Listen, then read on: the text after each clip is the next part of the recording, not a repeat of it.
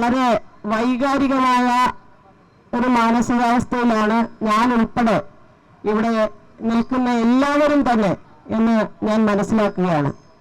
കാരണം 266 ദിവസം സ്ത്രീകൾ തെരുവിൽ യാതൊരു സൗകര്യങ്ങളുമില്ലാതെ വളരെ പ്രതികൂലമായ കാലാവസ്ഥയിൽ അതിനേക്കാൾ വലിയ സൈബർ ആക്രമണങ്ങൾ നേരിട്ടുകൊണ്ട് ഫീൽഡിലടക്കം, വീടുകളിലടക്കം, പ്രാദേശിക മേഖലയിലടക്കം ഭരിക്കുന്ന പ്രസ്ഥാനത്തിന്റെ വിവിധ സംഘടനകൾ നടത്തിയ ഭീഷണികളെ, അതിക്രമങ്ങളെ എല്ലാം അതിജീവിച്ചുകൊണ്ട്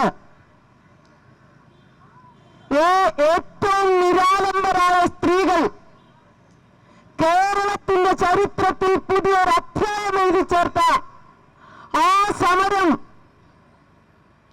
അതിന്റെ ഓർമ്മകൾ, ഞങ്ങൾ അനുഭവിച്ച ബുദ്ധിമുട്ടുകൾ, കഷ്ടപ്പാടുകൾ, സന്നിഗ്ധാവസ്ഥകൾ, അതെല്ലാം ഇങ്ങനെ ഓർമ്മയിലേക്ക് കടന്നു വരികയാണ്. എല്ലാവർക്കും അറിയാം, ഇതൊരു ചരിത്ര മുഹൂർത്തമാണ്. ഒരു സമരം ഇത്രമാത്രം ശ്രദ്ധിക്കപ്പെട്ട ഒരവസരം എന്തായാലും കഴിഞ്ഞ കുറെ പതിറ്റാണ്ടുകൾ ശേഷം ഉണ്ടായിട്ടില്ല. അതുകൊണ്ടാണ് ഒരു ചരിത്ര മുഹൂർത്തമാകുന്നത്. കേരളത്തിലെ 226,125 ആശമാരുടെ വിഷയമാണ് ഇവിടെ ഉയർത്തപ്പെട്ടതെങ്കിലും പക്ഷേ ആ സമരം മുന്നോട്ട് പോയത് അവരുടെ മാത്രം ആവശ്യങ്ങളുടെ പുറത്തല്ല. ഈ സമരം വിജയിക്കണം എന്ന് നമ്മുടെ നാട്ടിലെ പൊതുസമൂഹം ഒന്നടങ്കം ആഗ്രഹിച്ചത് ഈ സമരത്തെ എതിർത്തുകൊണ്ടിരുന്ന വിഭാഗത്തെ ഒരു പാഠം പഠിപ്പിക്കണം. അവർ അങ്ങേയറ്റം ജനാധിപത്യ വിരുദ്ധമായിട്ടാണ്, സ്ത്രീ വിരുദ്ധമായിട്ടാണ്, ജനാധിപത്യ വിരുദ്ധമായിട്ടാണ്, തൊഴിലാളി വിരുദ്ധമായിട്ടാണ് പെരുമാറിക്കൊണ്ടിരിക്കുന്നത്. ഇത് അംഗീകരിച്ചു കൊടുക്കാൻ കഴിയില്ല എന്ന് നമ്മുടെ പൊതുസമൂഹം ഒരു തീരുമാനമെടുത്തുകൊണ്ടായിരുന്നു ഈ സമരത്തെ പിന്തുണച്ചത്. ആ പിന്തുണയിലാണ് ഈ സമരം ഇന്ന് എത്തി നിൽക്കുന്ന ഈ മുഹൂർത്തം. അതുകൊണ്ട് വളരെ പ്രധാനപ്പെട്ടതാണ്. സാധാരണഗതിയിൽ ഭരിക്കുന്ന വിഭാഗത്തിനെതിരെ ഒരു സമരം നടക്കുമ്പോൾ പ്രതിപക്ഷത്തുള്ള വിഭാഗവും സംഘടനകളും അതിനെ പിന്തുണയ്ക്കാറുണ്ട്. ഒരു സാധാരണ രീതിയാണത്. പക്ഷെ അതിന് വ്യത്യസ്തമായിരുന്നു ഈ സമരത്തോട് നമ്മുടെ കേരളത്തിലെ പ്രതിപക്ഷം ഒരു സമീപനം സ്വീകരിച്ചത്. അത് കേവലം ഒരു പിന്തുണ മാത്രമായിരുന്നില്ല. ഇന്നത്തെ ബഹുമാനപ്പെട്ട മുഖ്യമന്ത്രി ഇ ഡി സതീശൻ സാർ ഉൾപ്പെടെയുള്ള നേതാക്കന്മാർ, ശ്രീ രമേശ് ചെന്നിത്തല ഉൾപ്പെടെയുള്ള നേതാക്കന്മാർ അനേകം തവണ ഈ സമരമുഖത്ത് ഈ വേദിയിൽ വന്ന് നമുക്ക് പിന്തുണ വീണ്ടും വീണ്ടും പ്രഖ്യാപിച്ചിട്ടുണ്ട്. പക്ഷെ അത് മാത്രമായിരുന്നില്ല. ഒരു കാര്യം അവർ ഉറപ്പിച്ചു പറഞ്ഞു, ഞങ്ങൾ അധികാരത്തിൽ വന്നാൽ ആദ്യമെടുക്കുന്ന തീരുമാനം, ആദ്യ ക്യാബിനറ്റിലെ ആദ്യ തീരുമാനം തന്നെ ഇവിടുത്തെ ആശമാരുടെ, നിങ്ങൾ സമരം ചെയ്യുന്ന ആശമാരുടെ പ്രശ്നം പരിഹരിക്കുക എന്നതായിരിക്കും. ഓണറേറിയം വർദ്ധിപ്പിച്ചിരിക്കും. ഇതാണ് പറഞ്ഞിട്ടുള്ളത്. തീർച്ചയായിട്ടും അദ്ദേഹം ആ വാക്കാണ് എന്ന് പറഞ്ഞുകൊണ്ട് തന്നെ ആദ്യ പത്രക്കാരോട് കാണുന്ന സന്ദർഭത്തിൽ തന്നെ അദ്ദേഹം അത് എടുത്തു പറഞ്ഞുകൊണ്ടാണ് ഓണറേറിയം വർദ്ധിപ്പിച്ചത്. കേരളത്തിലെ ആശമാരുടെ ചരിത്രത്തിൽ ആദ്യമായി 3000 രൂപയുടെ വർദ്ധനവ് ആദ്യമായി കൊണ്ടുവരികയാണ്. നിസ്സാരമല്ലത്. ഇപ്പോൾ നേരത്തെ ഭരണത്തിലിരുന്ന മന്ത്രിമാരും മറ്റും ഉത്തരവാദപ്പെട്ട സ്ഥാനങ്ങളിരുന്ന ആളുകൾ ചോദിക്കുകയാണ്, മല എലിയെ പ്രസവിച്ചതുപോലെ എന്ന് പറഞ്ഞ് കളിയാക്കുകയാണ് അതിനെ. നോക്കണം, അവരുടെ സ്വഭാവത്തിന് യാതൊരു മാറ്റവും വരുന്നില്ല എന്നുള്ളതാണ്. എന്തോ അവർ ചർച്ച ചെയ്ത് പരിഹരിച്ചത് കൊണ്ടായിരിക്കണം അവരുടെ പാർട്ടിയുടെ 2 കേന്ദ്ര കമ്മിറ്റി നേതാക്കന്മാർ പിന്നീട് പറയുകയാണ്, വളരെ നല്ല തീരുമാനമാണ്. പ്രത്യേകിച്ചും 2 വനിതാ നേതാക്കന്മാർ, ഞങ്ങൾ അതിനെ സ്വാഗതം ചെയ്യുന്നുവെന്ന്. ഈ നേതാവിന്റെ, മന്ത്രിയുടെ പ്രഖ്യാപനത്തെ അല്ലെങ്കിൽ ഈ കളിയാക്കലിനെ അത് കേരള പൊതുസമൂഹം അതിനെ അങ്ങേയറ്റം മോശപ്പെട്ട രീതിയിലാണെന്ന് പറഞ്ഞുകൊണ്ട് സാമൂഹ്യ മാധ്യമങ്ങളിൽ ഒരു തലക്കുകയുണ്ടായി. കേരളം എങ്ങനെ ചിന്തിക്കുന്നു എന്ന് അവർക്ക് മനസ്സിലായി. എന്തായാലും ഇതൊരു ചരിത്ര മുഹൂർത്തം തന്നെയാണ്. പ്രധാനപ്പെട്ട കാര്യം, ഒരു സമരത്തെ, കേരളം പോലുള്ള ഒരു സംസ്ഥാനത്തെ, പ്രത്യേകിച്ച് സ്ത്രീ തൊഴിലാളികൾ നടത്തുന്ന ഒരു സമരത്തെ, ന്യായമുള്ള ഒരു സമരത്തെ ഈ രീതിയിൽ അധിക്ഷേപിക്കാൻ, അവഹേളിക്കാൻ, തകർക്കാൻ കേരള സമൂഹം കൂട്ടുനിൽക്കില്ല എന്ന് പ്രഖ്യാപിച്ചുകൊണ്ടാണ് അവർ മുമ്പോട്ട് വന്നത്. അതുകൊണ്ട് ആ സമരം ഇന്നിപ്പോ 3000 രൂപ ഓണറേറിയം കൂട്ടിക്കിട്ടിയിട്ടുണ്ട്. ഇപ്പൊ 12,000 രൂപയായിട്ടുണ്ട് ഓണറേറിയം മാത്രം. അതൊരു വലിയ നേട്ടം തന്നെയാണ്. പക്ഷെ അദ്ദേഹം ഒരു കാര്യം പറഞ്ഞു, ഇത് ആദ്യഘട്ടമാണ്. ഇനിയും ഞങ്ങൾ ഇത് പൂർണ്ണമാക്കാൻ വേണ്ടിയുള്ള പരിശ്രമത്തിലേക്ക് പോകും. രണ്ടാമത് വിരമിക്കൽ ആനുകൂല്യത്തിന്റെ കാര്യം 1 മാസത്തിനുള്ളിൽ ഒരു തീരുമാനമെടുത്ത് നിങ്ങളെ അറിയിച്ചിരിക്കും എന്ന് നമ്മുടെ ബഹുമാനപ്പെട്ട മുഖ്യമന്ത്രി അതേ പത്രസമ്മേളനത്തിൽ തന്നെ പറയുകയുണ്ടായി. ഞങ്ങൾ വളരെ പ്രതീക്ഷയോടെയാണ് കാണുന്നത്. ഒരു സമരത്തിന്റെയും നമ്മളെടുത്ത ഒരു ക്ലാസവും വൃഥാവരാവില്ല എന്ന് തെളിയിക്കുന്നതാണ് ഈ സംഭവം. ഇത് ആശമാരുടെ സമരം കേരളം ഉറങ്ങിക്കിടക്കുന്ന സമയത്താണ്. സമരങ്ങളെ ഇല്ലാതിരുന്ന ദശാബ്ദങ്ങൾ പിന്നിട്ടൊരു കാലം, പ്രത്യേകിച്ചും ശ്രീമാൻ പിണറായി വിജയൻ മുഖ്യമന്ത്രിയായപ്പോൾ ഒരു തരത്തിലും സമരം അനുവദിക്കില്ല. അതായിരുന്നു ഈ സെക്രട്ടേറിയറ്റിന് ചുറ്റുമുണ്ടായിരുന്നത്. ഒരു ഭീഷണമായ അന്തരീക്ഷം. ആ സമര ഗേറ്റ് ഇപ്പോൾ തുറന്നിട്ടുണ്ട്, നിങ്ങൾക്കറിയാമല്ലോ.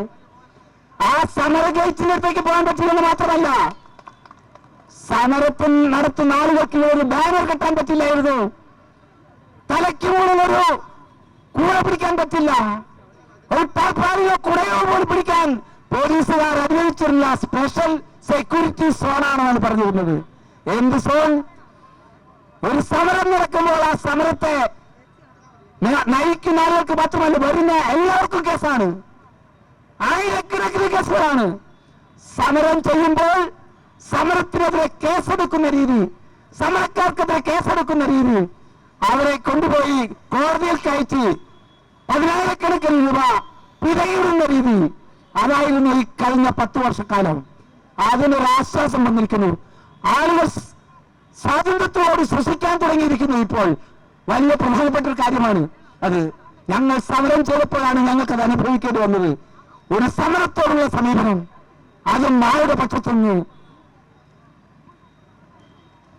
അതും സമരത്തിലൂടെ കയറി വന്ന് മുഖ്യമന്ത്രിയും മന്ത്രിമാരുമായി സമരത്തിന്റെ ആളുകളെന്ന് പറഞ്ഞ് അനേകം കാര്യങ്ങൾ ആസ്വദിച്ചുകൊണ്ടിരിക്കുന്ന അവരുടെ ഭാഗത്തു നിന്നുണ്ടാവുകയാണ് സമരമോ. സമരം ചെയ്ത് നേടാമെന്ന് കരുതണ്ട, മുഖ്യമന്ത്രിയുടെ വാക്കാണിത്. സമരം ചെയ്ത് കാര്യങ്ങൾ നേടാമെന്ന് നിങ്ങൾ കരുതേണ്ട എന്ന് പറയുന്നൊരു മുഖ്യമന്ത്രി സമരത്തിലൂടെ കടന്നു വന്ന മുഖ്യമന്ത്രി പറയുകയായിരുന്നു ഞങ്ങളോട്. എങ്കിൽ സമരം ചെയ്ത് തന്നെ കാര്യങ്ങൾ നേടുമെന്ന് ഞങ്ങളും കരുതി. അതാണിപ്പോൾ സമരമായിരിക്കുന്നത്. സമരം ചെയ്തുകൊണ്ട് നേടാൻ കഴിയും. അങ്ങനെ നേടിയ കാര്യം ഇന്ത്യയിൽ തന്നെ സമരം ചെയ്യുന്ന ആളുകൾക്ക്, തൊഴിലാളികൾക്ക്, കർഷകർക്ക് അഭിമാനകരമായി, പ്രത്യേകിച്ച് സ്ത്രീകൾക്ക്. നിങ്ങൾ കാണുന്നില്ലേ, ഉത്തരേന്ത്യൻ സംസ്ഥാനങ്ങളിലെ വ്യവസായ നഗരങ്ങളിൽ നടക്കുന്ന ഇപ്പോൾ നടത്തിക്കൊണ്ടിരിക്കുന്ന സമരം. അവരുടെ ആവശ്യവും കൂലിക്കൂടുതലാണ്. സമയം കുറയ്ക്കണമെന്നാണ്, ജോലി ചെയ്യുന്ന സമയം കുറയ്ക്കണമെന്നാണ്. അത്തരം സമരങ്ങളിലേക്ക് വരെ നീളുന്ന രീതിയിൽ ആശാസമരത്തിന്റെ വേരുകൾ അല്ലെങ്കിൽ അതിന്റെ ആദർശങ്ങൾ എത്തിയിരിക്കുന്നു എന്നുള്ളതാണ് നാം കാണുന്നത്. ഞാൻ നീട്ടുന്നില്ല സുഹൃത്തുക്കളെ. വളരെ പ്രധാനപ്പെട്ട വ്യക്തിയാണ് ഇവിടെ സംസാരിക്കാൻ വേണ്ടിയിരിക്കുന്നത്. നിങ്ങളുടെ ഏവരുടെയും അനുവാദത്തോടുകൂടി ഈ സമരം ഉദ്ഘാടനം ചെയ്യാൻ വേണ്ടി ഇവിടെ എത്തിച്ചേർന്നിട്ടുള്ള അതിലേറ്റവും യോഗ്യനായ, നമ്മുടെ ഈ സമരത്തിന്റെ പേരിൽ രക്തസാക്ഷിയായി തീർന്നിട്ടുള്ള നമ്മുടെ ചലച്ചിത്ര അക്കാദമിയുടെ മുൻ ചെയർമാൻ ശ്രീ പ്രേംകുമാർ സാറ് ഇവിടെ എത്തിയിട്ടുണ്ട്. ശ്രീ പ്രേംകുമാർ സാറിനെ ഞാൻ ആദരപൂർവ്വം നിങ്ങളേവരുടെയും പേരിൽ ഈ സമരം ഉദ്ഘാടനം ചെയ്യുന്നതിന് വേണ്ടി ക്ഷണിക്കുകയാണ്.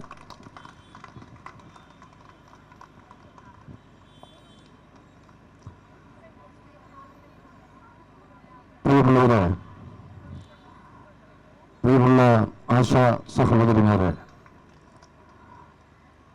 ഒരു രാജ്യം മുഴുവൻ ശ്രദ്ധിച്ച, ഒരുപക്ഷെ ലോകം ശ്രദ്ധിച്ച ഉജ്ജ്വലമായ ഒരു സമരത്തിന്റെ പോരാട്ട വിജയത്തിന്റെ ഏറ്റവും അഭിമാനകരമായ ഒരു നിമിഷത്തിലാണ് നമ്മൾ. അതിന്റെ ആഘോഷമാണ് നിങ്ങൾ. ആ ആഘോഷത്തിന്റെ ഒരു ആവേശം എനിക്ക് എൻ്റെ മുമ്പിലുള്ള എൻ്റെ പ്രിയപ്പെട്ട ഈ സഹോദരിമാരുടെ മുഖത്തെല്ലാം ഞാനത് കാണുകയാണ്. വളരെ അഭിമാനത്തോടു കൂടിയാണ് ഞാൻ ഈ വേദിയിൽ നിൽക്കുന്നത്.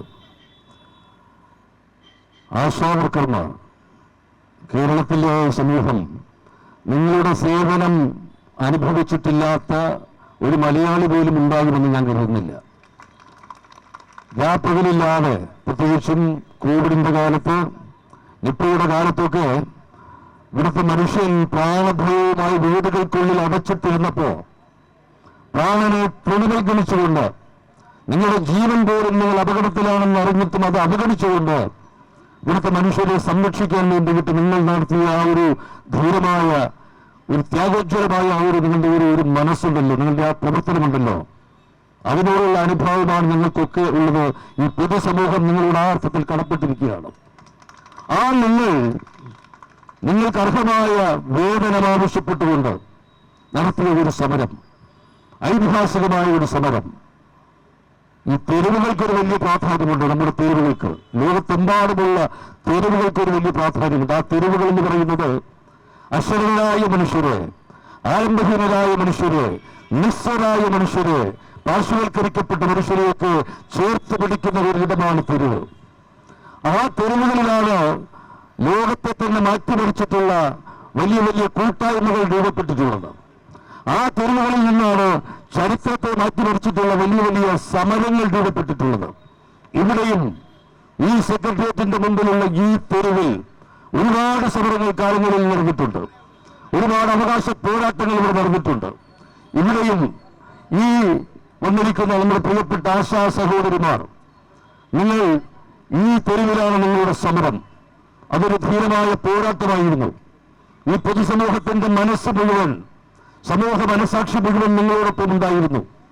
ആ പിന്തുണയിൽ അത് നൽകിയ ഊർജ്ജത്തിലാണ് നിങ്ങൾ ഈ ഒരു സമരം 266 ദിവസങ്ങൾ, ഏതാണ്ട് ഒരു വർഷത്തിനടുത്ത് നിങ്ങൾ ഇടയ്ക്ക് വെച്ച് നിർത്തിപ്പോകുമെന്ന് പലരും കരുതിയ ഒരുപാട് പേർ നിരന്തരം നിങ്ങളെ അവഗണിക്കുകയും പരിഹസിക്കുകയും ചെയ്തപ്പോൾ തളർന്നു പോകാതെ നിങ്ങൾ ഈ സമരം തുടർന്നുകൊണ്ടേയിരുന്നു. അതിന്റെ ഏറ്റവും വലിയൊരു വിജയത്തിന്റെ നിമിഷമാണ് ഇന്നിപ്പോ ഇവിടെ ആഘോഷമായി മാറുന്നത്.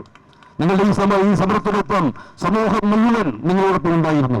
ആ സമൂഹത്തിന്റെ മുഴുവൻ പിന്തുണയും നിങ്ങൾക്കുണ്ട് എന്ന് അത് തിരിച്ചറിയാതെ പോയ, അല്ലെങ്കിൽ തിരിച്ചറിഞ്ഞിട്ടും അത് കാണാതെ പോയ, കണ്ടില്ല എന്ന് നടിച്ചവർക്കുള്ള മറുപടി കൂടിയായിരുന്നു ഈ കഴിഞ്ഞ തിരഞ്ഞെടുപ്പ്. നിങ്ങളെ അവഗണിച്ച, പലപ്പോഴും അപഹസിച്ച ഒരു മുൻ ഗവൺമെന്റ് ഇവിടെ നിന്ന് ഒഴുകിപ്പോകുമ്പോ ആ ഒഴുകിപ്പോകുന്നതിന് നിങ്ങൾ പാവപ്പെട്ട ഈ സഹോദരിമാരുടെ കണ്ണുനീരിന്റെ പുഴ ആണ് അത് ഒഴുക്കിക്കളഞ്ഞത് എന്ന് ഞാൻ പറയും. ഞാൻ പല അധികാരികളോടും അതിനോടൊപ്പം നിന്നപ്പോ, ഞാനൊരു സഹയാത്രികനായിരുന്നു കുറെ കാലം. ആ പ്രസ്ഥാനത്തോടൊപ്പം അതിന്റെ സഹയാത്രികനായിരുന്നപ്പോൾ പലരോടും, ഉത്തരവാദിത്തപ്പെട്ട പലരോടും പല കുറി ഞാൻ നേരത്തെ ആവശ്യപ്പെട്ടതാണ്. ശ്രീനി പ്രകാശനൊക്കെ അതിനെക്കുറിച്ച് അറിയാം. പക്ഷെ അവരൊക്കെ അപ്പോഴൊക്കെ എന്നെ ചില കണക്കുകൾ പറഞ്ഞ് ബോധ്യപ്പെടുത്താൻ ശ്രമിക്കുകയായിരുന്നു.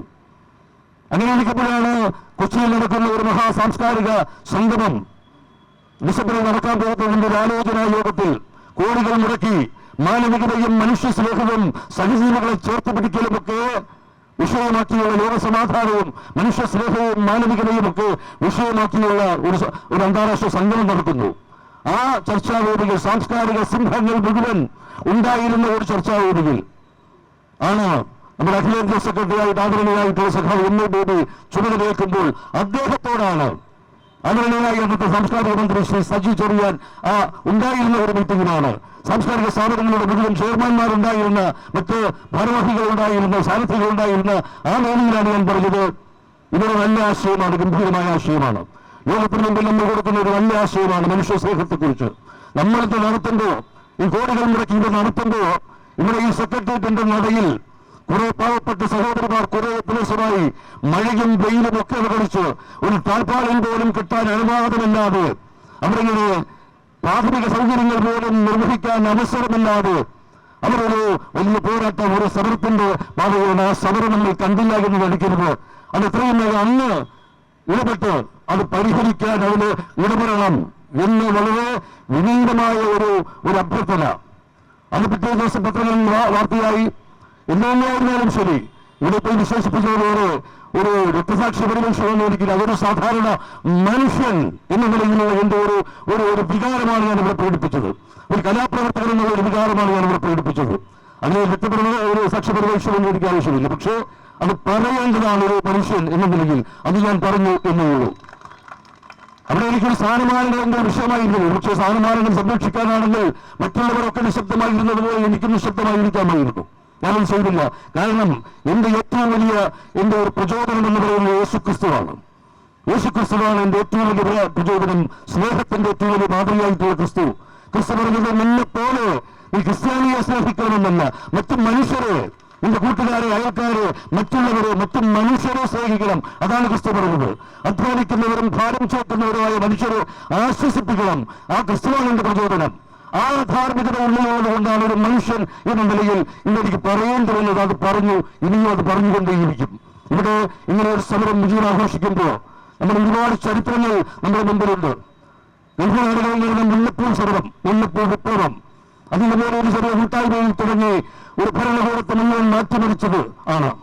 ഇവിടെയും ഒരു ഭരണകൂടത്തെ തന്നെ മാറ്റിമറിക്കാൻ, പുതിയതിനെ രൂപപ്പെടുത്തിയെടുക്കാനൊക്കെ നിർണായകമായ സ്വാധീനം നടത്താൻ ഈ ഒരു സമരത്തിന് കഴിഞ്ഞു എന്നുള്ള ഒരു വലിയൊരു തിരിച്ചറിവാണ്. പക്ഷെ ചരിത്രം പലപ്പോഴും നമ്മൾ ഭരണകൂടങ്ങളൊക്കെ കണ്ടില്ല എന്ന് പഠിക്കും.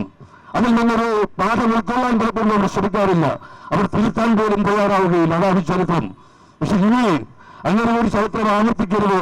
ഇപ്പോൾ ആളുകൊണ്ടിരിക്കുന്ന ഭരണകൂടവും ഇപ്പൊ പ്രഖ്യാപിച്ചിരിക്കുന്ന യാതൊരു ഒക്കെ എത്രയും വേഗം അത് നടപ്പാക്കാൻ, അവരുടെ എല്ലാ പ്രഖ്യാപനങ്ങളും ധീരമായി നടപ്പാക്കാനുള്ള ആർജവം കാട്ടേണ്ടതുണ്ട്. അതവർ കാട്ടും എന്ന് തന്നെയാണ് വലിയ ഒരു ഭരണകൂടം ശ്രമം കേൾക്കുമ്പോൾ അങ്ങനെ വലിയ പ്രതീക്ഷയിൽ തന്നെയാണ് നമ്മളുള്ളത്. ഒപ്പം ഈ സമരം നൽകുന്ന മറ്റൊരു വലിയ സന്ദേശമുണ്ട്. അത് ഈ സമൂഹത്തിൽ ഇവിടെ ഇനിയും തൊഴിലാളി വർഗം, ഒരുപാട് തൊഴിലാളികൾ, അസംഘടിത മേഖലയിൽ അസംഘടിതരായിട്ടുള്ള ഒരുപാട് തൊഴിലാളികളുണ്ട്. അവർക്ക് അവരുടെ ധീരമായ ആവശ്യങ്ങൾ, അവരുടെ അർഹമായ ആവശ്യങ്ങൾ നേടിയെടുക്കുന്നതിന് വേണ്ടിയുള്ള പോരാട്ടങ്ങൾക്ക് വലിയ കരുത്ത് പകരുന്നതാണ്, ആവേശം പകരുന്നതാണ്. അവർ സംഘടിക്കാനും സംഘടിച്ച് ശക്തരാകാനും ഒക്കെയുള്ള ഒരു വലിയ പ്രചോദനം നൽകുന്നത് കൂടിയായിട്ട് ഈ സമരം മാറുന്നു.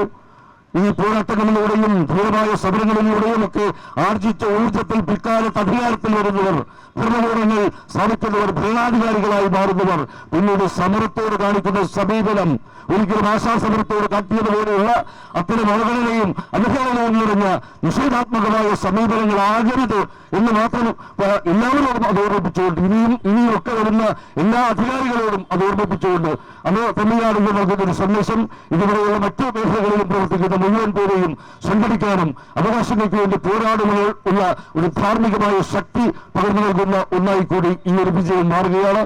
ഇതിന് പിന്നിൽ ഇതിന് ധീരമായ നേതൃത്വം നൽകിയവരെ മുഴുവൻ പ്രിയപ്പെട്ട ശ്രീമതി മിനി, ശ്രീമതി ബിന്ദു, അവരെല്ലാം ഹൃദയപൂർവ്വം ഞാൻ അഭിനന്ദിക്കുകയാണ്.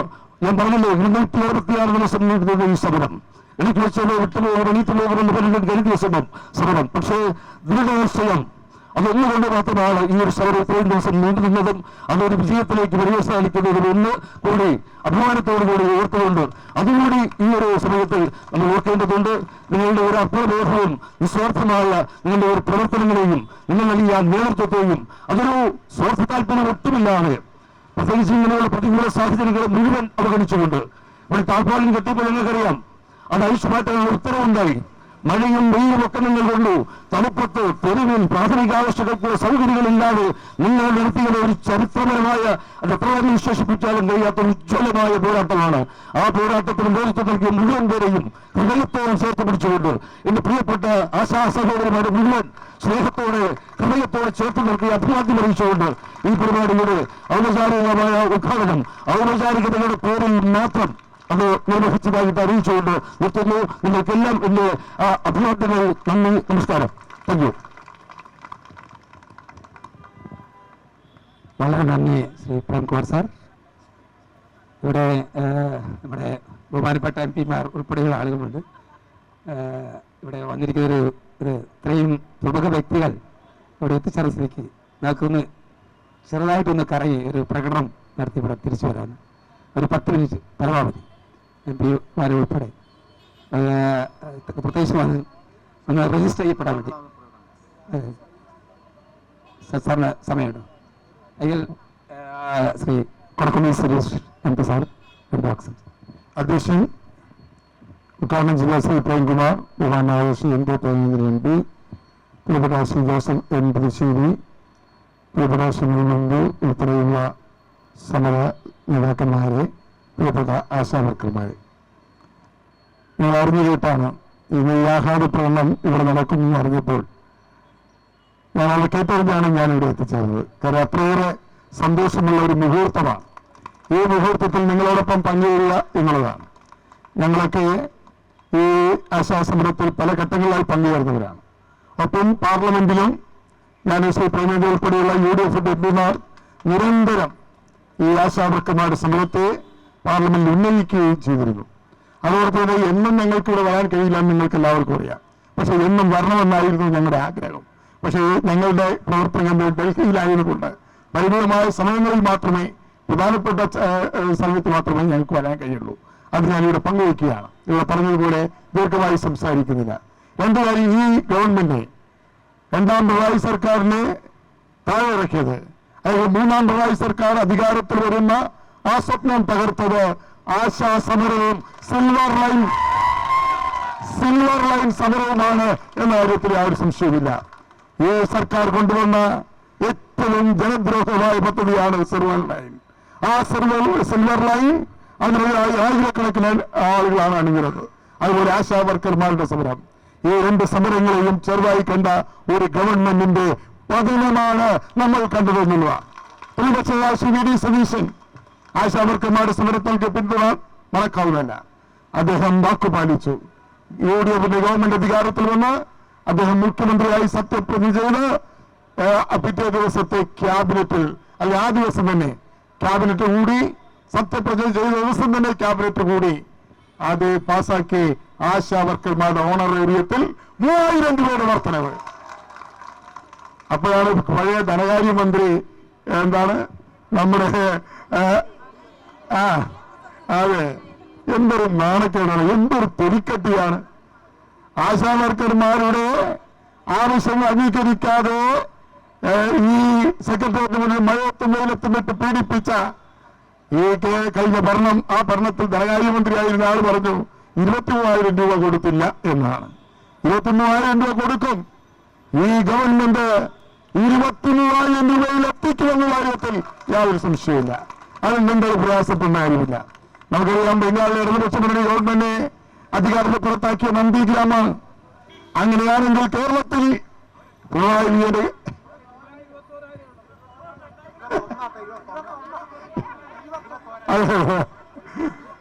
എത്ര കൊടുത്താലും നമുക്ക് സന്തോഷമില്ല. അതുകൊണ്ട് അപ്പോ ബംഗാളിലെ ഇടതുപക്ഷത്തെ പുറത്താക്കിയത് നന്ദിഗ്രാമാണെങ്കിൽ ഞാൻ നേരത്തെ പറഞ്ഞു, ഇവിടെ അതിന് സമാനമായ സമരമാണ് നിങ്ങൾ നടത്തി. ഒരു ഞങ്ങളല്ലാതെ മറ്റാരുണ്ട് എന്ന് പറഞ്ഞ, LDF അല്ലാതെ മറ്റാരുണ്ട് എന്ന് പറഞ്ഞ ചോദ്യത്തിന് നിങ്ങൾ ഉത്തരം നൽകി. LDF അല്ലാതെ മറ്റാരുണ്ടെന്ന ചോദ്യത്തിന് LDF അല്ലാതെ UDF ഉണ്ട് എന്ന് ആശാവർക്കർമാർ നൽകിയ നിങ്ങളുടെ ഈ ആഹ്ലാദ പ്രവർത്തനത്തിൽ ഞങ്ങളും പങ്കുചേരുന്നു. നന്ദി, അഭിവാദ്യങ്ങൾ, അനുമോദനങ്ങൾ ഒരിക്കൽ കൂടി അറിയിക്കും. അത് പറഞ്ഞപ്പോൾ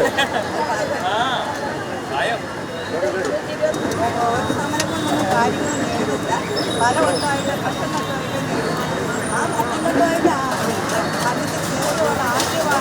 ആദ്യം ഞങ്ങളുടെ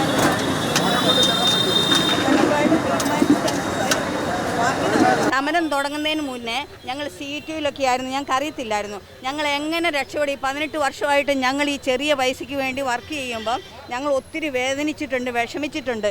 എന്ത് ചെയ്യണമെന്നറിയാം. ഒത്തിരി പേര് രാജിവെച്ച് പോയിട്ടുണ്ട്. എന്നാലും ഞങ്ങൾ പിടിച്ചു നിന്നു, എന്നെങ്കിലും ഇത് മാറും എന്നുള്ള നിലയ്ക്ക്. പക്ഷേങ്കിൽ ഇതിന് ഒരു മാറ്റം വന്നത് ഇന്ന് സതീശ സാർ മുഖ്യമന്ത്രി ആയതിന് ശേഷമാണ് ഇതിനൊരു മാറ്റം വന്നത്. സാറ് പന്തലിൽ വന്നിട്ട് പറഞ്ഞു, ആദ്യം ഞാൻ മുഖ്യമന്ത്രി ആയിക്കഴിഞ്ഞാൽ ആദ്യം നിങ്ങളുടെ കാര്യങ്ങൾ പരിഗണിക്കുന്ന, അത് വാക്ക് പാലിച്ചു. അപ്പോൾ തുടക്കത്തിൽ തന്നെ 21,000 രൂപ കിട്ടിയില്ല എന്ന് ചോദിക്കുന്നവരോടൊരു വാക്ക് പറയാനുണ്ട്. കാരണം CTU ഞങ്ങളോട് പറഞ്ഞു, ഘട്ടം ഘട്ടമായിട്ട് ഒരു സമരം കൊണ്ടൊന്നും വിജയിക്കില്ല, പല സമരം കൊണ്ടേ വിജയിക്കുള്ളൂ എന്ന് അവർ പിന്നെ എന്തിനാണ് ഇന്ന് 21,000 കിട്ടുന്നില്ലെന്ന് ചോദിച്ചത്? ഈ സാറ് ഞങ്ങൾക്ക് 21,000 രൂപ തരും, മുഖ്യമന്ത്രി സതീശൻ സാറ് ഞങ്ങൾക്ക് തരുമെന്നുള്ള ഞങ്ങൾക്ക് നല്ല ഉറപ്പാണ്. ആ ഉറപ്പ് ഇന്ന് പാലിച്ചിട്ടുണ്ട്. അതിൻ്റെ തുടക്കമാണ് ഇന്ന്. വിരമിക്കൽ ആനുകൂല്യവും വിരമിക്ക പ്രായവും എല്ലാം 1 മാസത്തിനുള്ളിൽ അത് നടപ്പാക്കുമെന്ന് പറഞ്ഞു. ആ നടപ്പാക്കുമായിരിക്കും. അവിടെ ഞങ്ങൾ ഹാപ്പിയാണ്, ഞങ്ങൾ സന്തോഷവതിയായിരുന്നു.